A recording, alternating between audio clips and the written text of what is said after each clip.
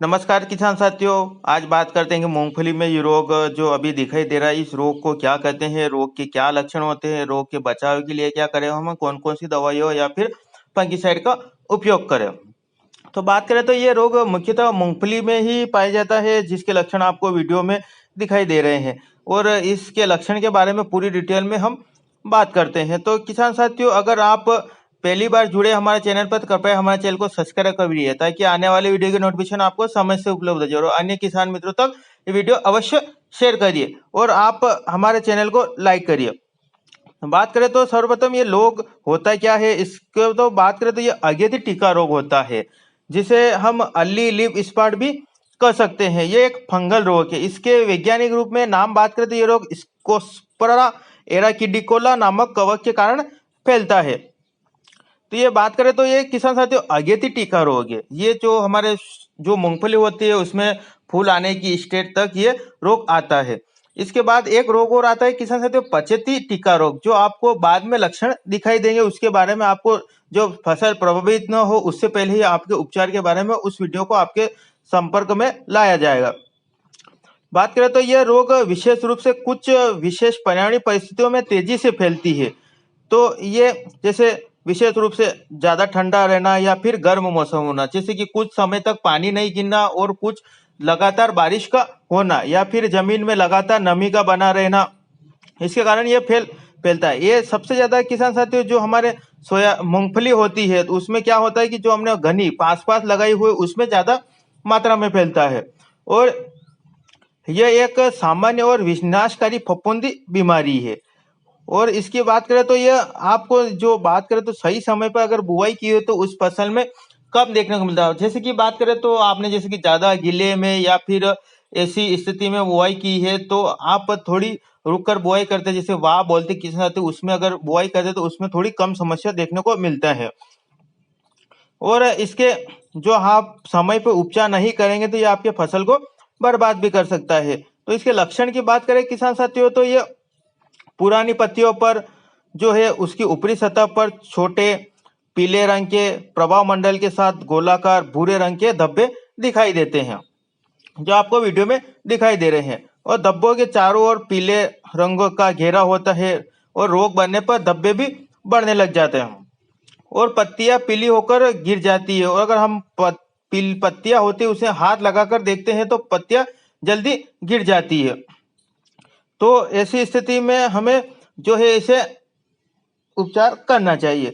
और जो हमारे पत्तियां या फिर जो फसल होती है उसका जीवन काल थोड़ा जल्दी समाप्त हो जाता है और ये पत्तियां सूख कर गिरने लग जाती है। तो ऐसी स्थिति में हमें इनका उपचार सही समय पर करना चाहिए। और हमारे जो रोगग्रस्त पौधे होते हैं उनको आप देखेंगे तो किसान साथियों उनकी चाल जो है धीमी हो जाती है और जो बिना रोगग्रस्त पौधे उनकी चाल अधिक स्थिति में अधिक तेज से बढ़ती है।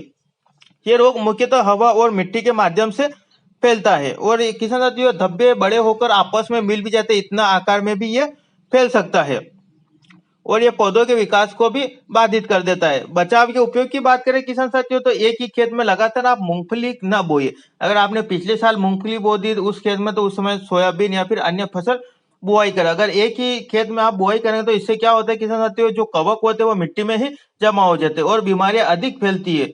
तो ऐसे में और एक और बचाव उपयोग कर सकते किसान, तो आप प्रतिरोधी किस्मों का उपयोग करें। ऐसा ना हो कि जो आपने पुरानी जो आप पीढ़ी चलती आ रही है कि हमने जो मूंगफली बोते आ रहा है हमारे घर में ही बीज है उसका ही, लेकिन किसान साथियों अब क्या है कि पर्यावरण चेंज होता जा रहा है। तो पर्यावरण चेंज होता जा रहा है तो हमें क्या है कि हमें रोग प्रतिरोधक जो वेराइटियां होती है उनका हमें चयन करना चाहिए, जिससे हमें क्या है कि महंगी महंगी दवाइयों या फिर फंगिसाइडों का उपयोग ना करना पड़े और हमारी थोड़ी लागत बच सके।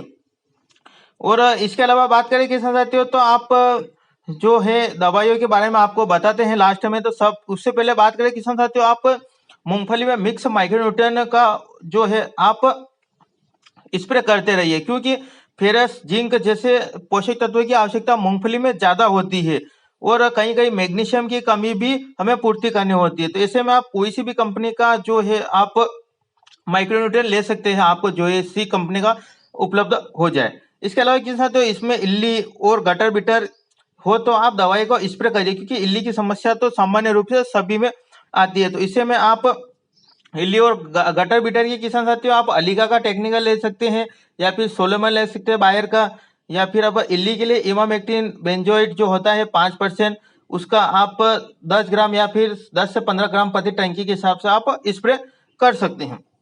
हालांकि अभी इल्ली की समस्या थोड़ी कम ही है। और इसके अलावा किसान साथियों इन जो रोग दिखाई दे रहे हैं इनसे बचाव के लिए आप कौन सा फंगिसाइड का उपयोग करें, तो इसके बारे में बात करें किसान साथियों, तो आप सबसे सस्ता M45 ले सकते हैं धानुका का, या फिर आप इसके अलावा सांप ले सकते हैं जिसमें कार्बेंडिजम 12% और मेनकोजेब 63% WP फॉर्म। इसमें 300 से 400 ग्राम प्रति एकड़ के हिसाब से आप इसका डोज रख सकते हैं। किसान साथियों कार्बेंडिजम मेनकोजेब आपको सांप जो है UPL का, या फिर JU, या फिर जो ऐसे बहुत सी कंपनियों में आपको टाटा है, या फिर इसके अलावा धानुका है, ऐसे बहुत सी कंपनियों में आपको मिल जाए, क्योंकि ये कॉन्ट्रैक्ट और सिस्टमेटिक दोनों काम करता है। अगर आपके कम बीमारी है तो आप इसका उपयोग करें। जो आपको वीडियो में मूंगफली की फसल दिखाई गई, अगर ऐसी अवस्था है तो किसान साथियों आप हेक्साकोनाजोल 5% इसका उपयोग कीजिए। एससी फॉर्म में आता है। इसका डोज की बात करें 200 से 250 ml प्रति एकड़ के हिसाब से आप डोज रख सकते हैं। इसे किसान साथियों आप कौन कौन सी कंपनियों में मिलेगा, तो आपको टाटा में क्वांटा प्लस के नाम से, और क्रिजोल ++5 क्रशच में, और बात करें तो माइनेक्स जो अडामा में, या फिर हेक्सादान प्लस जो धानुका में आपको मिल जाएगा। इसके अलावा अगर आपकी समस्या ये नहीं मिले आपको, तो आप प्रोपिकोनाजोल 25% इसी फॉर्म में आता है, जिसकी डोज की बात करें किसान साथियों तो 200 ml प्रति एकड़ के हिसाब से आप इसका डोज रख सकते हैं। इससे कौन कौन सी कंपनियों में मिलेगा, तो ये आपको धान जो इंडोफिल नाम की कंपनी है उसमें, और टेकजोल जो ट्रॉपिकल एग्रो मिल जाएगा, या फिर सिजेंटा में टीलट के नाम से भी आपको मिल जाएगा। किसान साथियों एक बात का अवश्य ध्यान रखिए कि आप इन दवाइयों को, या फिर मूंगफली या किसी भी फसल में दवाइयों को उपयोग करें। किसान साथियों जो आपके दवाई का टैंकर होता है तो उन्हें साफ और सही धोकर ही उपयोग करें, क्योंकि जो हमारे खरपतवार नाशक दवाइयों को उपयोग किया है तो उनकी दवाइयाँ कुछ रह जाती है, इसलिए आप टैंकर को साफ सुथरा धोकर ही इन दवाइयों को उपयोग करिए। और एक बात का अवश्य ध्यान रखिए किसान साथियों, चिपको का उपयोग अवश्य करिए, क्योंकि चिपको का उपयोग आप नहीं करेंगे तो क्या होता है कि हम महंगी महंगी दवाई का उपयोग तो करते हैं, लेकिन उससे क्या होता है कि जैसे हमने दवाइयों का छिड़काव किया और उसके बाद उसमें क्या है कि बारिश कभी भी हो सकती है, तो अगर बारिश होगी तो उससे हमारी दवाइयाँ धुल जाएगी, तो हमें जो है उसका रिजल्ट कम देखने को मिलेगा। अगर रिजल्ट कम देखने को मिलेगा तो हमारे उत्पादन पर काफी असर पड़ेगा। फिर हमें थोड़े दिनों में ही फिर इल्लिया या फिर फंगस या फिर ऐसी समस्या देखने को मिले, तो हमें फिर से ही हमें दवाइयों को उपयोग करना पड़ेगा, जिससे हमें लागत बढ़ जाएगी। किसान साथियों मूंगफली में आप रोग के लक्षण पहले शुरुआत में दिखाई देते हैं, लेकिन आप ध्यान नहीं लगाते तो इससे रोग बढ़कर दिखाई देने लगते हैं, तो उसके बाद आपको ज्यादा नुकसान होता है।